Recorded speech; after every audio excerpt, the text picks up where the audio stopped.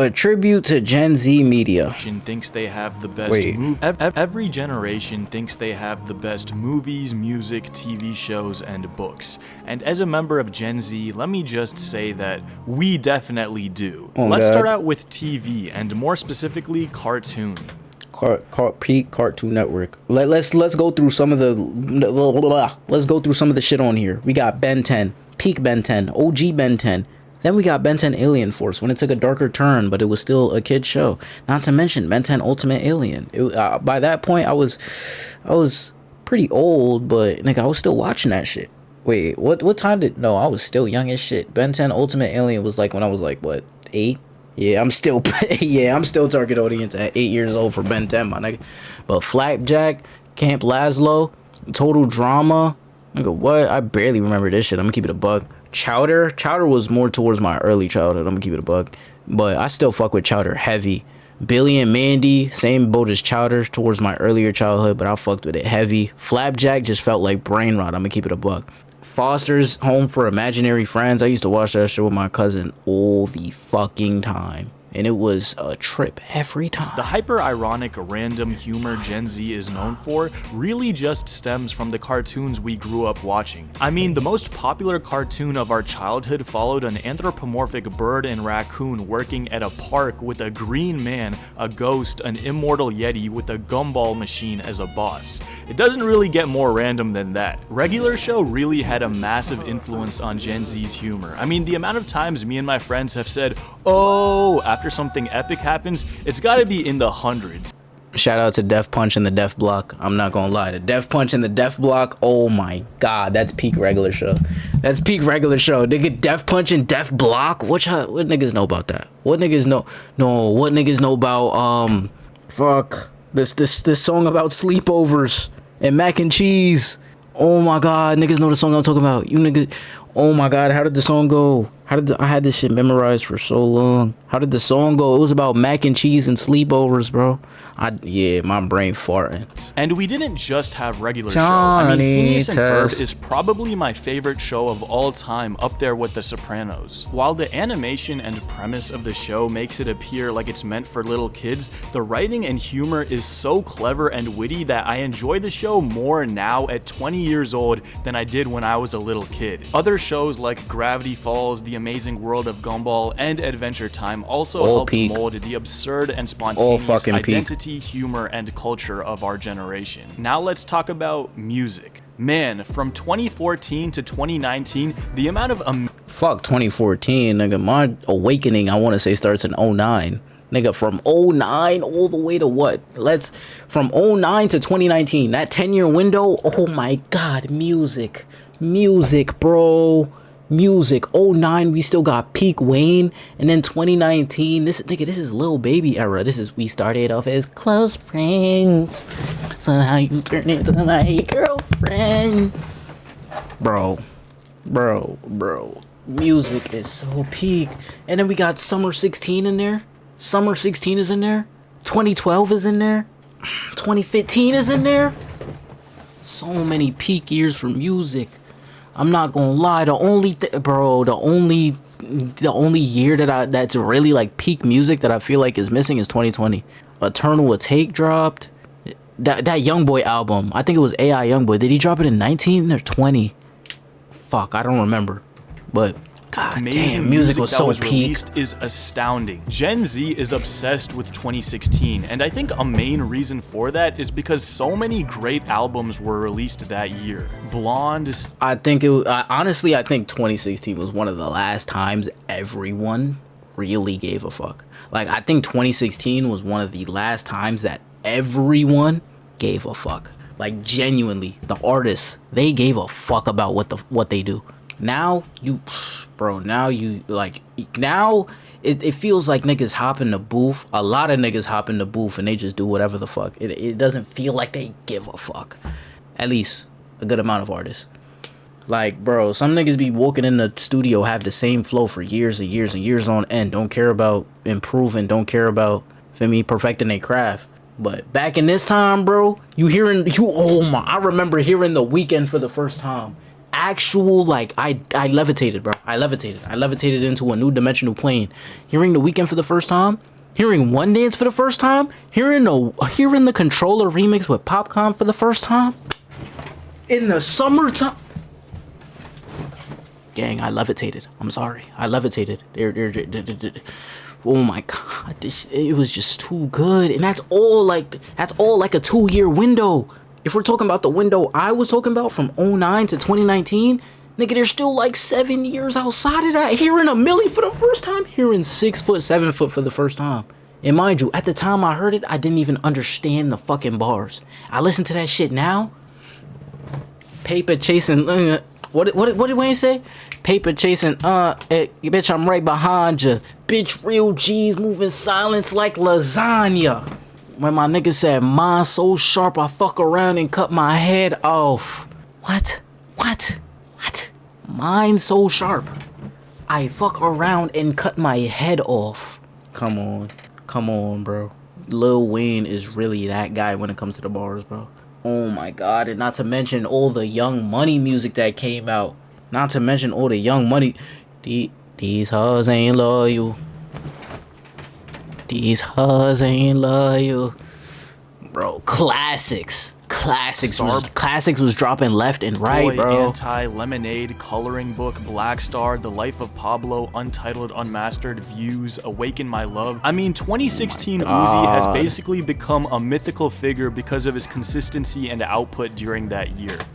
We don't talk about 2020 Uzi enough. I'm sorry, it needed to be said. 2016 Uzi was great, but 2020 Uzi is an just unmatched beast. I'm sorry. Y'all forget about 2020 Uzi way too consistently, and I don't like it. Bro, 2020 Uzi? 2020 Uzi, man. That nigga came back and saved the year. That nigga, oh my god. Full Sanguine Paradise, Full Shuffle. Bro, that nigga 2020 Uzi, 2019, 2020 Uzi? I don't think there's I honestly put him above 2016 Uzi. I'm gonna keep it above.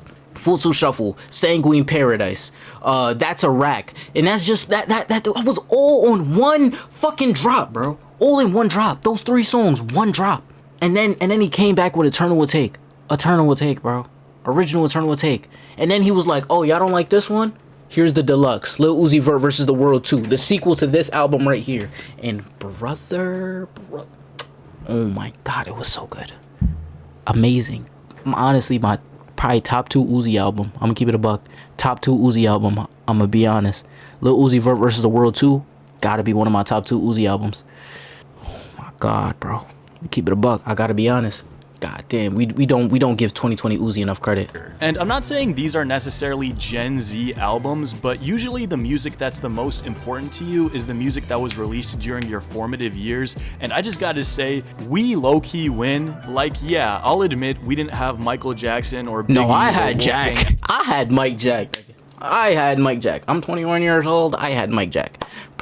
Definitely like towards the end, but like, I grew up listening to Michael Jackson. I was 5 years old when he died. I remember things surrounding that time period. Like, even now as a 21-year-old man, I remember things surrounding that time period. I remember like when Michael Jackson died. I remember these things. I remember playing Michael Jackson The Experience on the Wii when that shit, probably not when it came out, but like, you know, I remember playing it growing up. And good luck. Hey, speaking of, I just bought Thriller. I just bought the Thriller album. I'm gonna sample things off of it, and those songs are probably never gonna come out. Just had to say that. Amadeus Mozart. But bro, do you know who we got? My man Fetty Wap. Listen, I'm not even being ironic. Fetty Wap at his peak had the entire world in the my nigga went for an 8-bit remix. Damn. Why does YouTube copyright have to be so strict? With his hand. Bro, I know you remember 1738. And I got this sewed up. And he had other hits like My Way, RGF Island, and Again. Fetty Wap was really the king of writing hooks. I don't want to sound like too much of an old head, but modern pop music to me sounds like it's lacking creativity. Everyone kind of sounds the same and is trying to hop on trends, and when someone new does come with an original sound, it's shocking. I miss the days when upcoming artists like Travis Scott, Tyler the Creator, and Frank Ocean were experimenting and pushing boundaries of their genres. And while these guys are still at the top of their game, the new artists to take their place just don't do it for me. I still remember I was in 8th grade. And then he showed Ian? Really? I fuck with Ian heavy. But I ain't gonna lie, he does take. I don't know. Maybe it's because niggas heard shit like that before, but in my opinion, I like Ian, bro. It's not. I'm not gonna say it's nothing I've never heard before, but it's like a new spin on something old, and I fuck with that. It's a new spin on something old.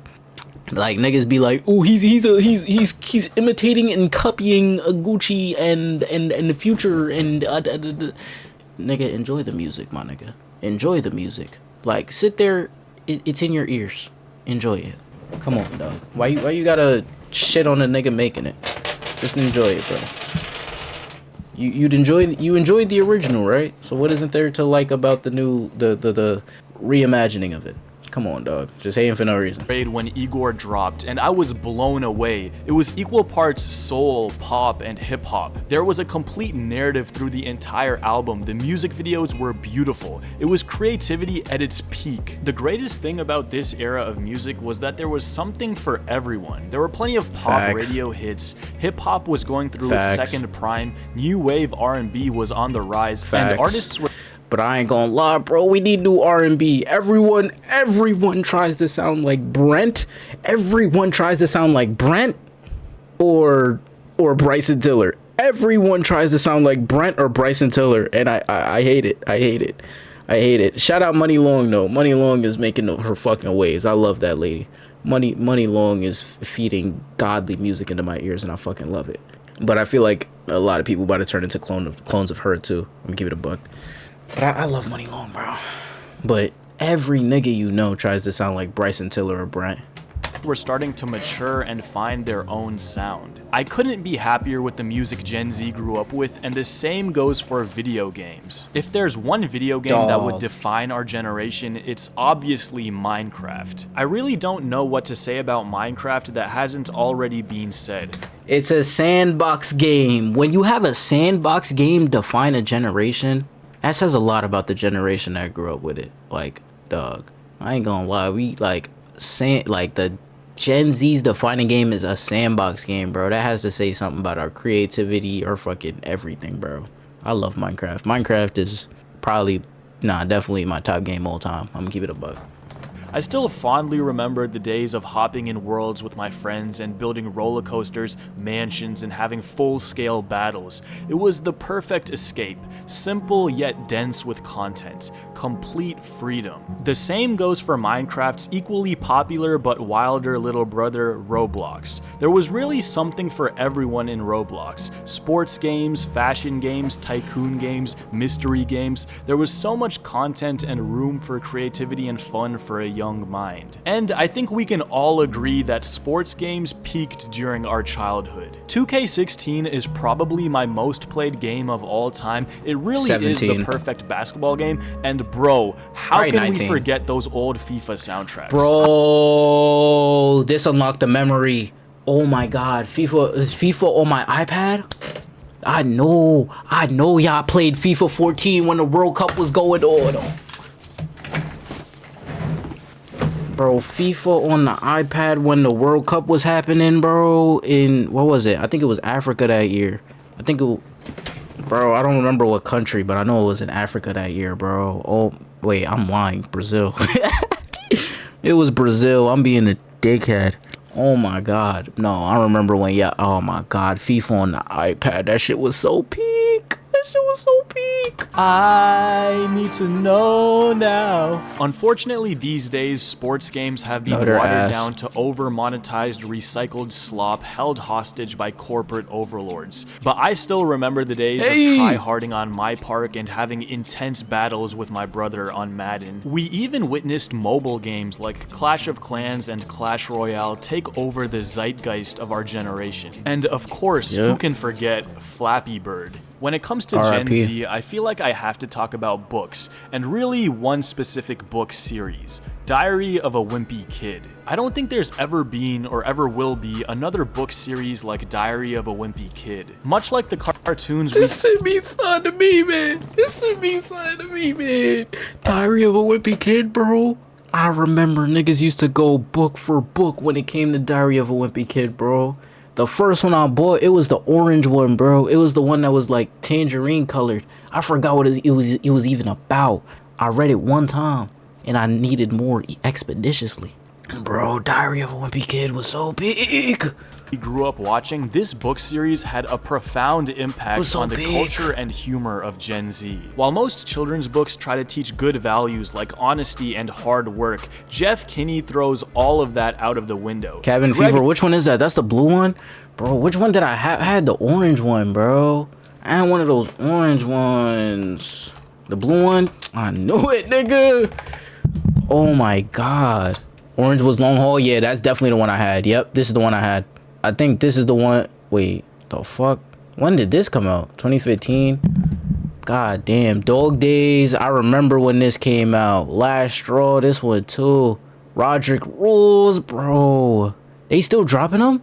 They still dropping them? Diary. Oh, they still dropping them. I stopped reading them after The Getaway. I don't remember which one I stopped reading. I think this one was the last one I seen. And then after this, it was like, yeah. Let's get away from this. But oh my god, this is the one. This is the.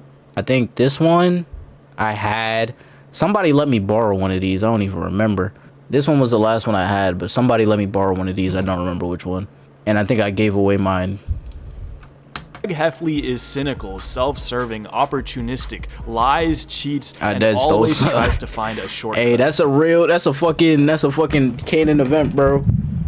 What niggas know about getting that Diary of a Wimpy Kid off somebody else, bro?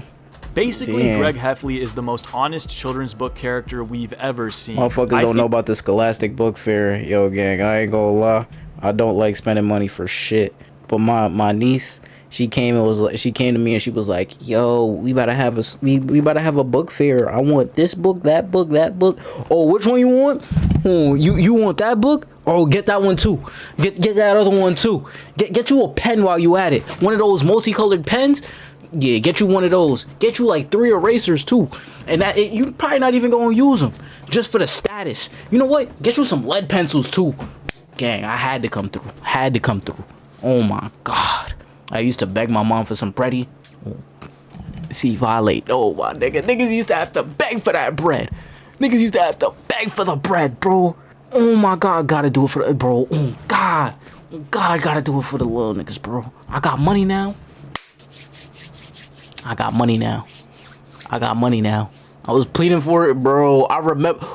Oh my god, I remember my first Scholastic Book Fair. I was begging for bread, and they was selling Shonen Jump. They was selling Shonen Jump, bro. I used to sit with nothing while everyone had stuff. No, that was a couple years, bro. That was a couple years of my shit. I think it was my 4th grade year they was selling Shonen Jump. Me and a couple other niggas bought it. Cause by this point, only a couple niggas knew ball. By this point, only a handful of niggas knew ball. I remember it was me, maybe Dominic. Shout out my nigga Dominic, bro. I haven't talked to that nigga in dummy long. Nah, they got the Minecraft books, bro. I got the Redstone one. I might still have it. Now I got the Redstone one only. No, I def got the Redstone one, but feel me? I had another one too. No, I didn't. Did I? No, who had all of them? Somebody in my class had all of them, and then they let me hold the Redstone one for the summer, but they never came back to the school, bro. So they never had that shit. I remember taking it to the first day of school, like, yo, where I? They never came back. Damn, bro. Now, bro, what niggas know about that, bro? The Minecraft handbooks. Hold on, that ass might be right here. Minecraft handbooks, bro. What niggas know about that? Where my shit at? Mine is here somewhere, bro. I don't know. I'm not looking for that shit right now. And the worst part is the Minecraft handbook. And I got the OG one too when they first started dropping them. The one I have, the Redstone, don't like the shit that's in there. It probably don't even work no more. The world record books too, bro. Those niggas used to farm, bro. Every single year, bro. Them niggas had money printing machines. I got the Naruto shit with the hand signs too. Which one? What? They had Naruto handbooks? What? I never seen that one. The only one I got, it was a Shonen Jump one, and I got it because I only got it. I wasn't caught up with Naruto at the time. I remember that. I didn't watch Naruto at the time. I remember it had Naruto and it had One Piece, and I only know those because it was like the 2 biggest anime at the time. I don't remember what else it had in it. But I remember it had One Piece and it had Naruto. and it was one of the first ones of Shippuden. I think it was Naruto coming back to the village actually. Because I remember it ended with a panel of like Sakura doing something. It was one of the first ones in Naruto Shippuden. One of the first chapters. Motherfuckers used to check the boxes off the newspaper shit. Nah, I don't know about that. I'm gonna keep it a buck. But on God, bro, the Scholastic Book Fair had to come through for the little niggas, bro. I got my niece right, bro. I gave her a good like 20. Bro, I remember back when I was shopping in the Scholastic Book Fair, nigga, a $20 bill would get you far. A $20 bill would get you far. I'm gonna keep it bug. I gave her a 20. I think her mom gave her 20 or 25, maybe even 30 or some shit. Bro, blessed. Had to. They don't even know we had to put blood, sweat, and tears for that bread. Oh God, bro. Niggas had the bag. Niggas had the bag, and even then, you was lucky to get a 10. You was lucky to get $10, bro. Oh my God.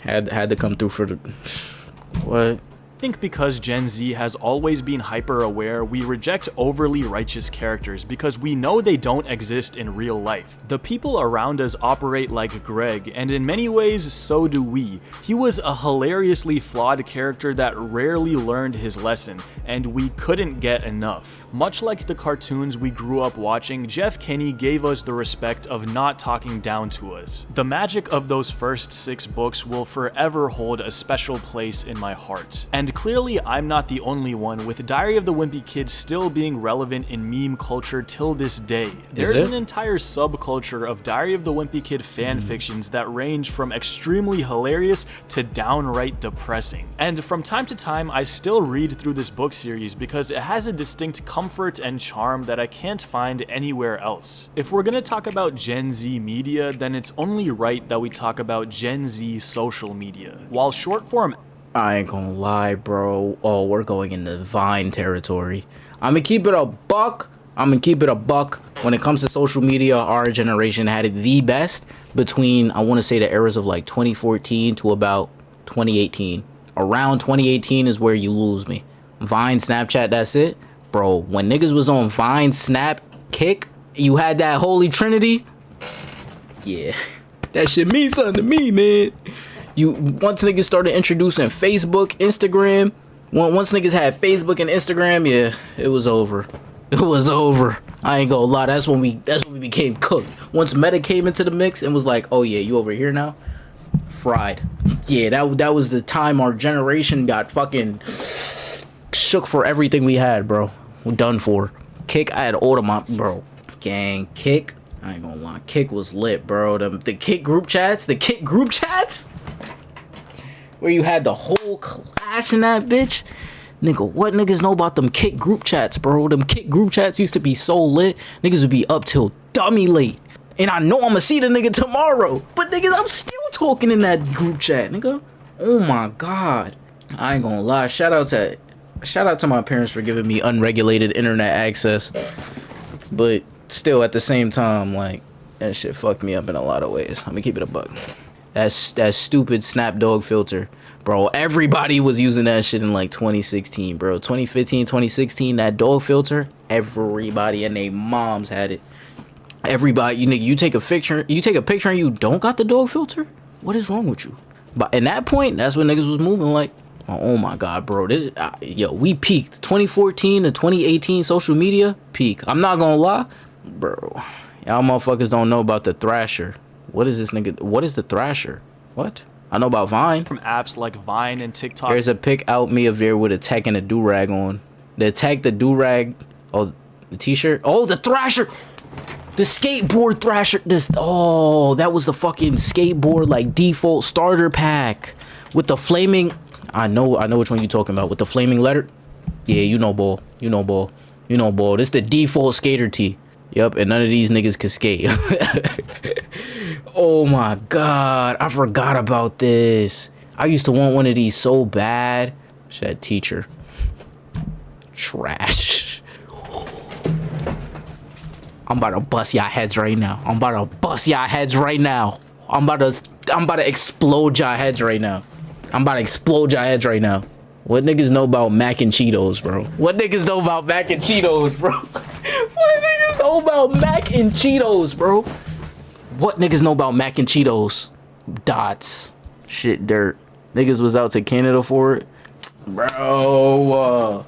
Oh my god. Niggas said shit dirt. I hated that. I ain't gonna lie. I hated it too. I can't say I hated it. That shit was hyped as fuck. That shit was hyped as fuck. It was pretty butt. I'm not gonna lie. But it was hyped. It was way overly hyped. Oh wait, nah, I'm tweaking. Nah, when did I have it? Was it Burger King? It might have been Burger King. Someone dying over Popeye's chicken sandwich. Nah, that was high school for me. Yeah, cause by that time, nigga, I was deep in them trenches. I was deep in them trenches. It was only in America, so people from Canada was coming here to get it. Oh yeah, I remember that nigga Wolfie Raps. Apparently that nigga a groomer or whatever the fuck. Niggas saying that nigga a groomer. I don't know. I ain't used to watch that nigga too much. But god damn, bro. Nah, our generation really had it good, bro. We really had everything. We really had everything. Peak everything. Like, nigga, what? We had peak social media. We had social media before it took over our fucking lives. Before Instagram and Facebook. Oh my god.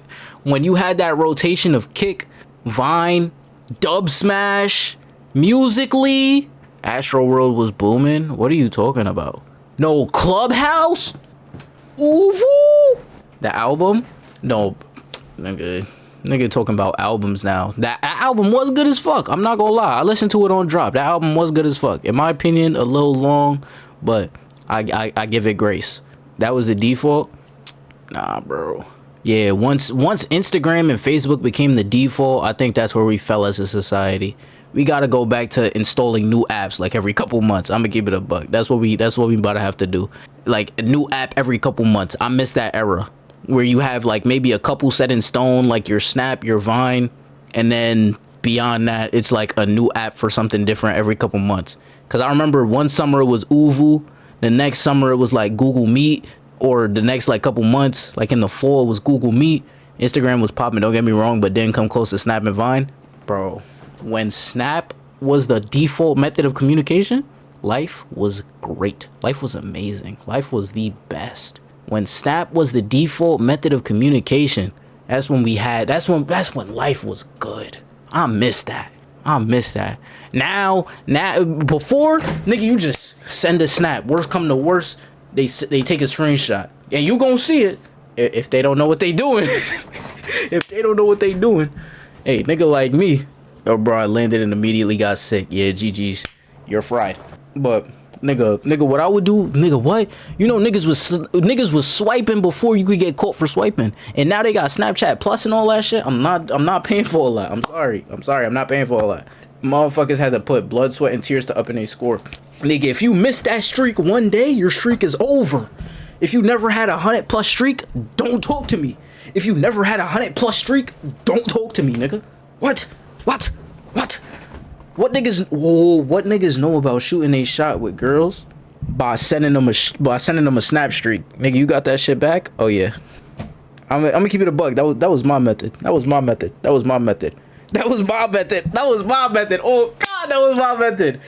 Nigga, what?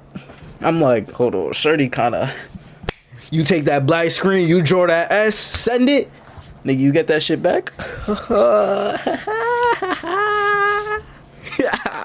Bro, I used to run down on females based on the Bitmoji. Bro, that used to be the I ain't gonna lie, that put me in a couple situations. But now that I'm thinking about it, I was pretty fucking lucky. But now that I think about it, New York is small as fuck. Cause there should be no reason why I'm talking to shorties on Snap and my mans know the same girls. There should be no reason. Mind you, they don't go to my school. They don't, like, I don't know these motherfuckers in person. Why do motherfuckers I know in person know you? Wacky. I'm telling you, bro, these bitches ain't been shit since ever.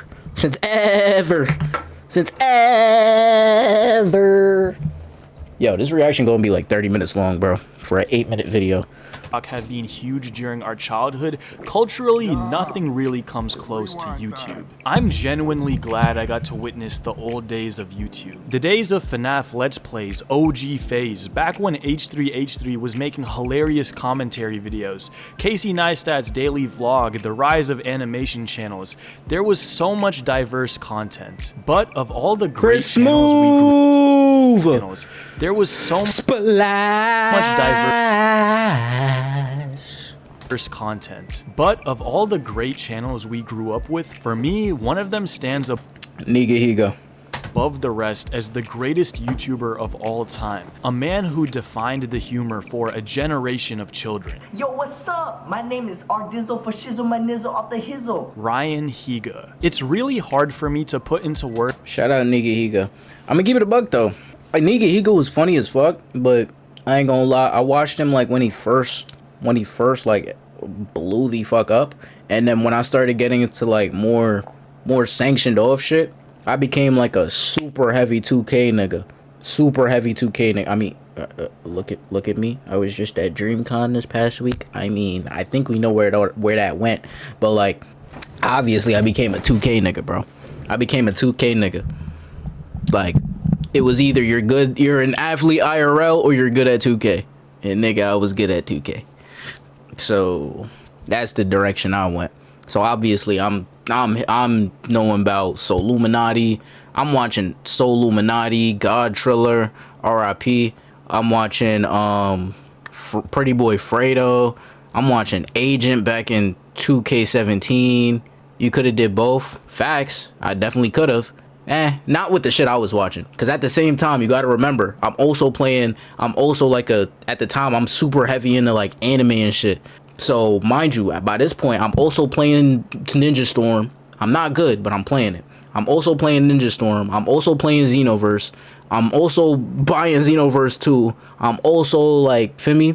And this is all before Fortnite comes out. Bro, I was doing all that too. Damn. I was so shit at Storm. Nah, me too. I was ass. I'm not gonna lie. Nah, I ain't gonna lie, Jaden. You just a diverse ass nigga. I'm gonna keep it a buck. You just a diverse ass nigga. I be thinking I'm a diverse ass nigga, but like, I don't know. I feel like I pour more into each thing, or I don't want to say. Nah, that's a horrible explanation. That sounds like ass. I was playing Budokai Tenkaichi and I was hooping playing Ninja Storm in 2K. I never liked Fortnite though. See, that's the thing. When Fortnite came out, I was fuck 2K, because 2K18 was garbage. Fuck 2K18. I spent so much money for no reason. Fuck 2K. I played Fortnite. I didn't play nothing else, bro. For like a year straight. I didn't play nothing before. Nah, not liking Fortnite when it came out is insane. No, I was one of the first niggas on it. No, Jaden, I remember I got you on it.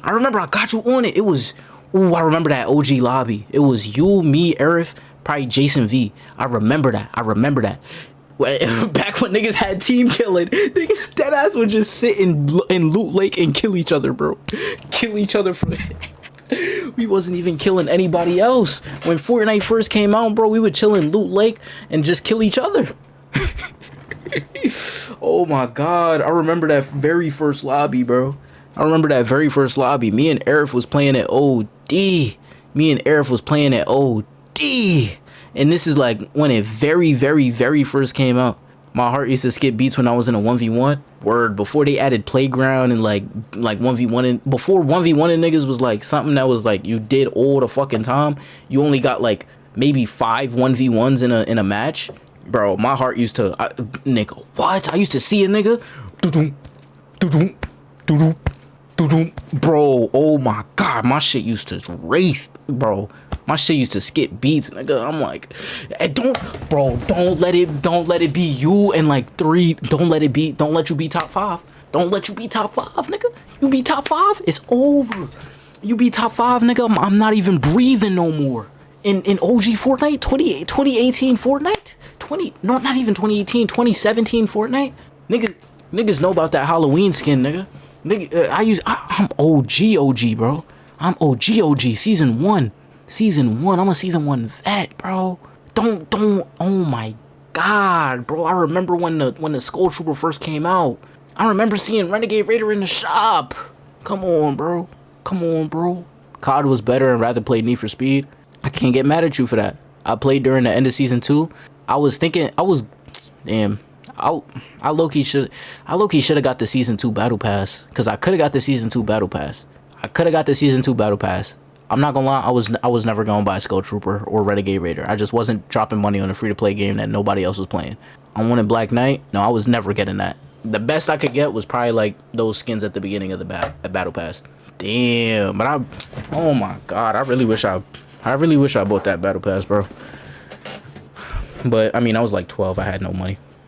Damn. This reaction gonna be like an hour long, bro. Words, how much Ryan Higa's videos mean to me. He was literally the first YouTuber I ever watched. For the longest time, I thought YouTube was just a place for music videos. Facts. Until one day my friend showed me Rustin Heber. It was an eye-opening moment. He was edgy, but also genuinely funny and made clever social commentary. I still distinctly remember the days in middle school of watching Dear Ryans on the bus ride home. He was truly one of the first personal brands on YouTube, and I think we all need to thank him for paving the way. So Ryan, I think there's only one thing left to say.